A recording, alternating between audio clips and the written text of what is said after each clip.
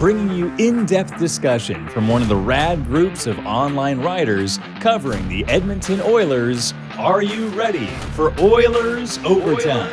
Join us as we talk news, rumors, trades, player grades, game results, and more. All featured on one of the most glorified teams in the NHL. From the great one to the next one. From the boys on the bus to the decade of darkness. This is Oilers Overtime. Welcome, ladies and gentlemen, to another edition of THW Oilers Overtime. My name is Jim Parsons. As always, with Colton Pankiw. Colton, how you doing? I'm okay, Jim. Frustrating loss 2 nights ago, I guess, when this airs the Devils. But yeah, not doing too bad. Yeah, when people will see this, what was that, 13 in a row for New Jersey? Yeah.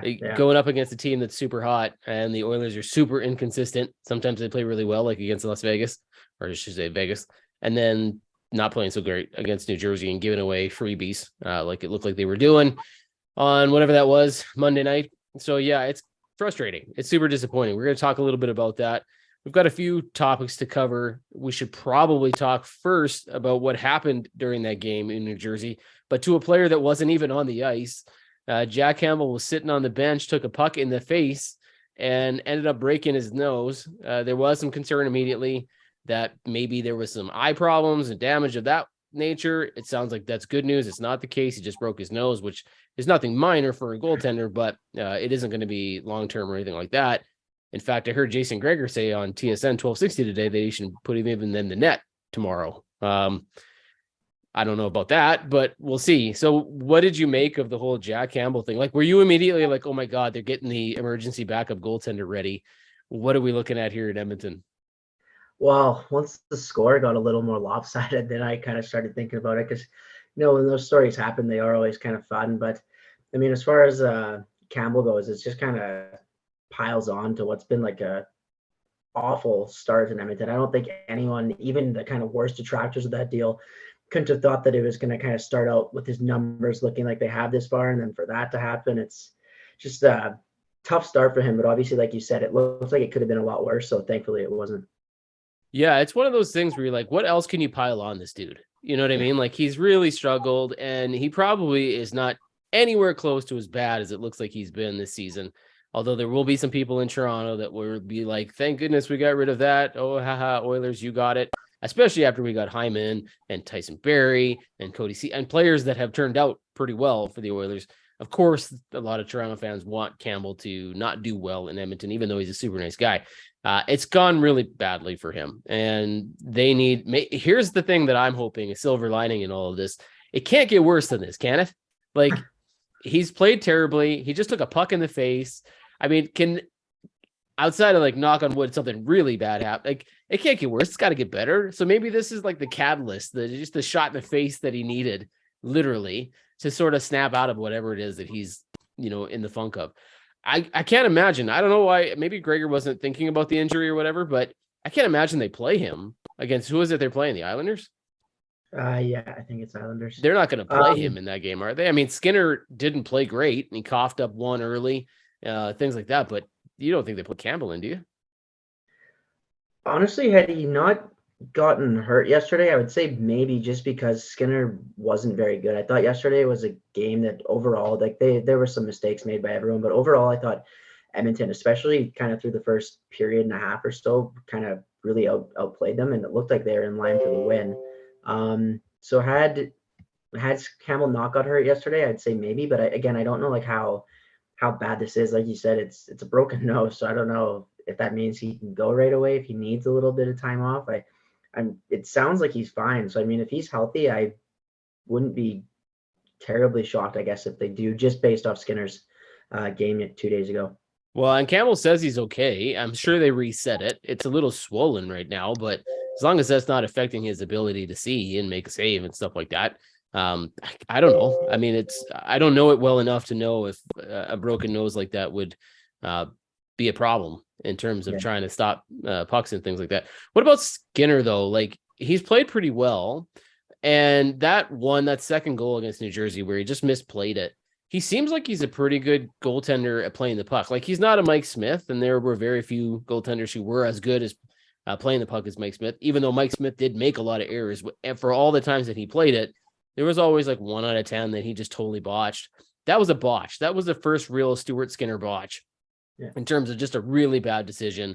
Totally misplayed it. And that really seemed to set, like, just take the sails right out of the Oilers. From what I could see, they didn't really have much of a response to it. They got to 2-2, but then I think after that, it was just all New Jersey. How deflating is that for a guy like Skinner? Do you think he's able to, we've talked about this in the past with Mike Smith just having a short-term memory. We don't know about Skinner. Jack Campbell seems to, linger with things, but what about Skinner? How, painful might that be? Do you think it's going to bother him? I mean, you certainly hope not with, like we said, this new injury to Campbell and just how he was playing prior. Like, you need at least one of these guys to be rolling. And obviously it kind of was just, once that happened yesterday, it kind of just, the game snowballed out of control. Like, the third goal kind of happened right after, where it looked like Skinner almost lost an edge, kind of falling over too. So it wasn't his best game yesterday. And yeah, like when you say when they showed the replay, just his stick almost just completely missed the puck. It was over top of it there. So just kind of a bad bounce. And I mean, you can forgive it given how well he's played this year, but it was upsetting given that it looked like the Oilers were really pushing at that time to go up 2-1. And if they get that goal, then who knows, like it could be a completely different outcome. But yeah, I think based on the way he plays, he seems pretty cool, calm, poised. But again, like you said, we don't know a ton about him yet. He's young, but based off what I've seen of him in this small sample size, I do think he's the guy that can kind of get past it and bounce back whenever his next start is. Yeah, I just hope it doesn't affect his desire to play the puck. Because one thing I do like about him is that he is calm. He does play the puck fairly well, and he seems to choose the right times to do it. Like Mike Smith used to go out and chase everything. If it came anywhere near him, he went and got it. Skinner doesn't do that, but when he does make that choice, there's people, coming in on him. He doesn't panic. He does it pretty well. So I'm just hoping that one big mistake like that doesn't change his ability or desire or willingness to go out and do that, because he's pretty good at it. And there were some benefits to having a goaltender, especially when your defense is having a really hard time. And that's a major issue for the Oilers right now. There's a lot of moving parts here with the blue line, and it was one of the weaknesses coming into the season. It's certainly proving to be probably the biggest weakness for the Oilers at this point. What, you saw more of the game than I did on Monday. I didn't get the chance to watch all of it, but what did the blue line look like? Is this, a real problem spot for Edmonton? I think so. I mean, we talked about it briefly just before the show started here, and like Evan Bouchard has not yet taken that kind of, I think everyone was hoping for an even bigger season after, obviously there was some bumps in the road last year defensively and whatnot, but offensively he looked fantastic. And this year, like, it's just struggling to get pucks on net. It seems like he's always trying to get off the big slap shot rather than just kind of wrist things through. They're getting blocked rather easily. His defensive play is continuing to struggle. And then it doesn't help, like, when you have him struggling defensively on that right side, then there's also Tyson Barrie, who has been better offensively this season to start than he was last year, but is still making like inopportune plays in his own end on that fifth goal yesterday. Like, the game's already over, but just an inexcusable turnover there that ends up in the back of the net. And yeah, this blue line right now, like, there really hasn't been anyone that's played exceptional, I don't think, unless I'm forgetting someone. I think Nurse has been okay some games, and other games not as great as you'd like him to be at that price tag. And so I think I've said it before on the show, and I think they could really use some help back there. Well, Evan Bouchard looks to me, and you talked about all the shots he's attempting. I think it was like 10 shots attempted in the first period and got 2 on net or something. He is really squeezing the stick. You can see it in his face. He's super frustrated that he's not scored yet. He has no goals on the season, which at this point is a huge shock to me. Like, I absolutely cannot believe that he doesn't have a single goal. He's got 6 assists, but no goals. And you can tell that he is really searching for that first one. He wants to get off the schneid. He's really trying. And I think what's happening is because he's squeezing so hard and he's taking every slap shot he can possibly take, and he's got all the time in the world, or giving all the time in the world to defensemen to get in front of it. Like, kudos to them for doing it, because it's probably hurting like crazy, but they're blocking everything. And you can see the reaction. He's just like, man, again. And I don't know what they're telling him. I don't know if they're telling him to do wrist shots or snapshots or something, get it off quicker or move around when you fake a slap. I don't know what they need to do, but he's got to get some of those through. He just can't keep winding up and taking those, because he's got a wicked slap shot. And I understand why he's going to that well, because it's a strength of his. But if you're going to keep winding up like that, you're giving all the time in the world for these defensemen to get in front of it. They're going to get in front of it. Like, they're just, you're never going to score that way. So you can really see it. How much do you think Evan Bouchard is missing Duncan Keith at this point? Like we talked a lot about Duncan Keith last year, and a lot of people ragged on him and said, oh, he's way overpaid. He's too old. And it turned out he was a pretty effective player for Edmonton. But I think his biggest strength, not only the experience that he had and the calm, cool, collected nature that he brings on the ice every day, but he was a great mentor for Evan Bouchard, who doesn't have that anymore. So do you think a player like Duncan Keith would really be able to calm Evan Bouchard down? And do you think he's really missing him? Not just Bouchard. I think that is a good point. And yeah, I do. I think the whole team's missing Duncan Keith. And I think last season you kind of seen not a big chunk maybe, but a loud chunk of the fan base kind of get on him at times. Like obviously he wasn't the defenseman he was during his prime with the Blackhawks, but I think he played better overall in the top four role than a lot give him credit for. And I think you're noticing without him kind of the leaky play at 5-on-5, the struggles on the penalty kill, even a guy like Chris Russell, who obviously took a lot of abuse from the fan base at times too, like on the penalty kill, you really notice on having him out there blocking those shots. So I think just that veteran presence, especially from Keith, but even from a guy like Russell in the lineup, is really hurting them early on this season because they are a lot younger on that blue line, a lot less experience, and right now is not looking there's not a lot to be confident about there right now. Yeah, a lot of people seem like they're overplaying, like Evan Bouchard's trying to do too much. Brett Kulak's playing too many minutes. Darnell Nurse is trying to do everything, like he's either got to be a really solid defensive player. He's going to be a guy who produces on offense, or he's trying to do it all. Right. And yes, I understand most number one defensemen are supposed to do that, but he might just need to settle in a little bit. Cody Ceci, you asked who might be the best defenseman on the team right now. I think it's probably Cody Ceci. He's a +7. He's been pretty effective in shutting things down. He's also chipped in a little bit on offense, and he's had a lot of opportunities that didn't go in, but he looks dangerous a lot. And I think he's maybe the most solid player, but yeah, that I'm not really sure what's going on. And Tyson Barrie is what Tyson Barrie is. He's a great power play quarterback. He's going to get you some goals. It's great that he's producing. Sometimes he's a give and take on the defensive end, but I think he doesn't always get enough credit. But I think everybody is struggling a little bit, and they're just trying to maybe make up for the lack of whatever's happening, and maybe trying to do too much is part of their problem. Do you think that's the poor, like we talk about poor starts all the time, and you were mentioning, I didn't get to see the very beginning of the game. New Jersey, again, poor start for the Oilers.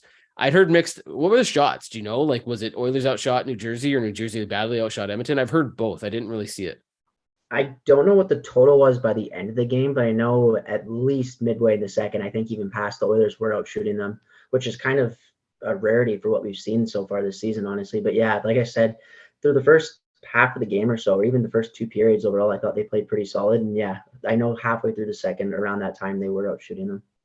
Yeah, so it doesn't, I mean, it's rare. It seems like the Oilers don't typically outshoot the opponent, and they usually get outshot badly, and that's whether that's leaky defense or the forwards not coming back and playing and helping out or whatever the case may be. So what was the major issue in New Jersey? Like you had said, the Oilers were playing pretty well. When did it fall apart? Was it that Skinner goal, or was it something else? It's just like a catalyst, just went downhill from there?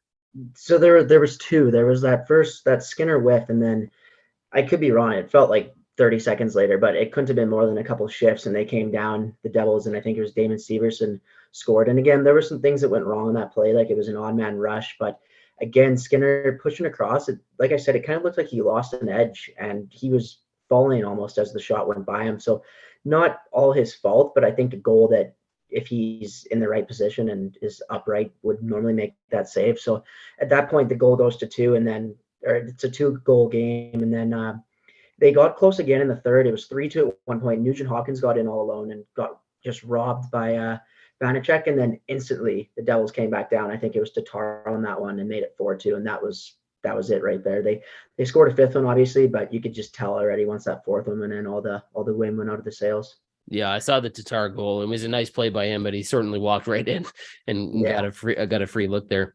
So what do the Oilers need, do we think? Like, we're hearing rumors. We talked about this a little bit. Frank Seravalli mentioned 2 very different style players. He was not the only one to mention the team toughness aspect, and we'll start there. But it doesn't seem to me like the Oilers need a center. We'll go there in a minute. But the toughness aspect, there's some rumors about Ryan Reaves out of the Rangers organization, that the Rangers might be looking to move a little cap space.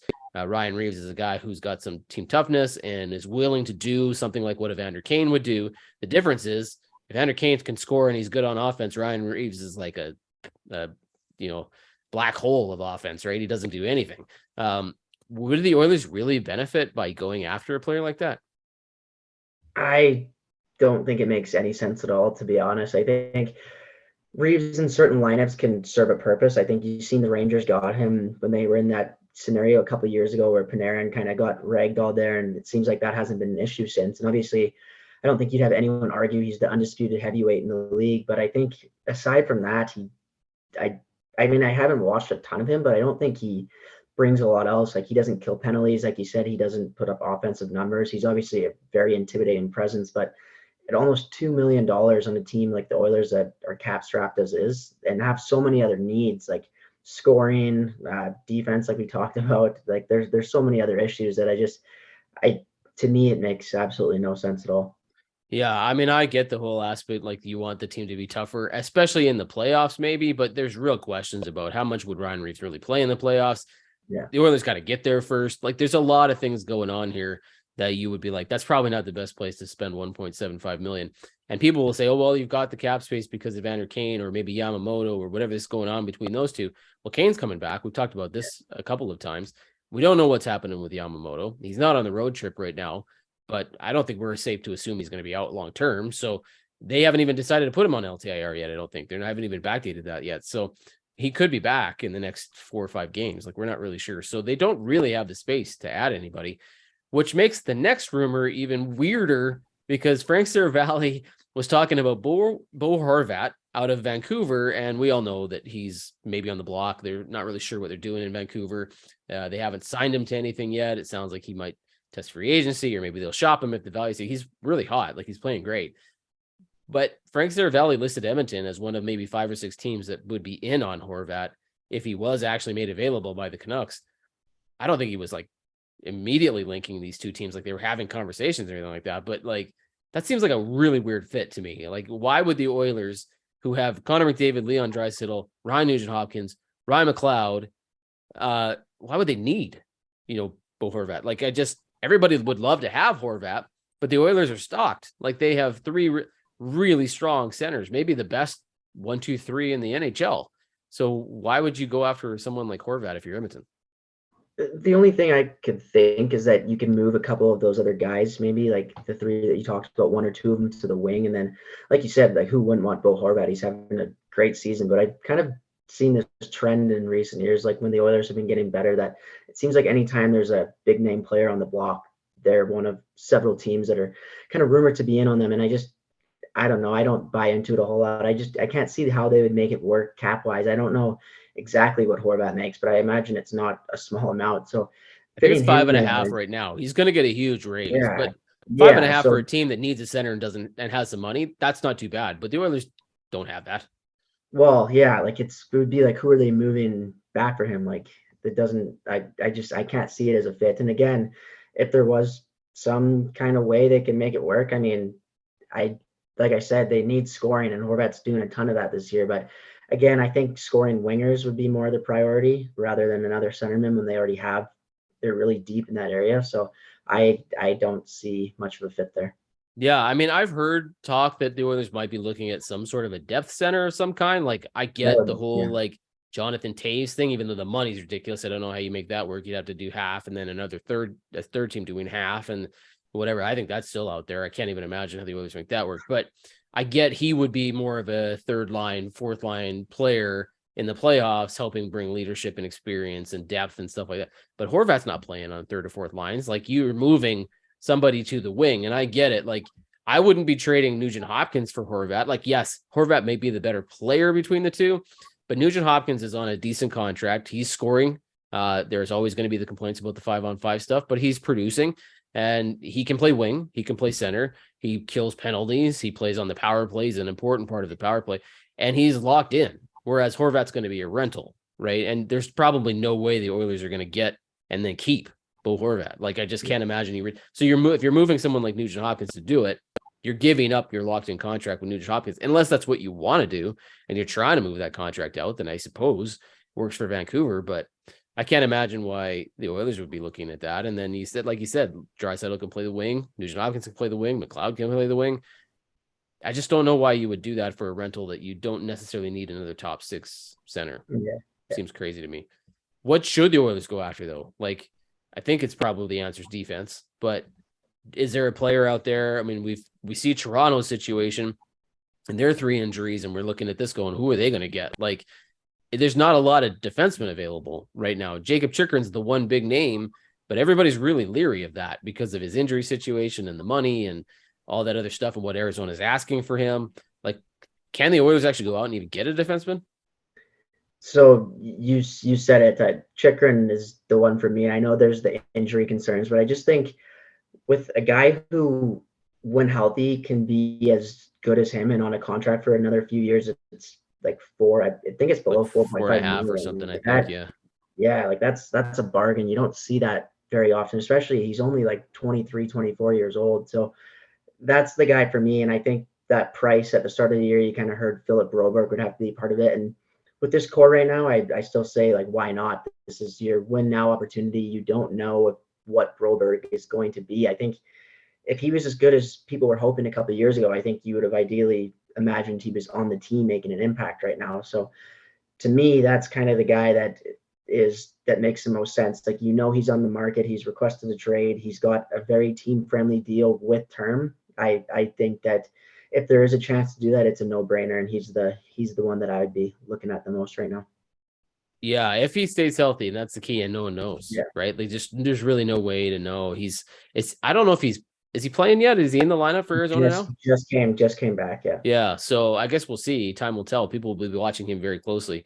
And there's other names. I mean, we've heard Carson Soucy out of Seattle, possibility, and even Timmins out of Arizona was also a player that Elliot Friedman mentioned.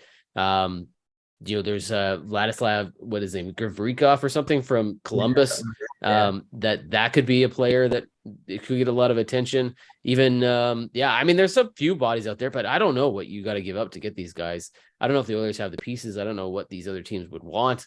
And there's going to be a lot of teams looking. Ottawa's looking, Toronto's now looking, Edmonton's looking. There's a lot of teams looking for the same player. And so I can't imagine what that would look like, but I think the Oilers are going to just have to struggle through this. Like, I just get the feeling that they're going to have to figure it out.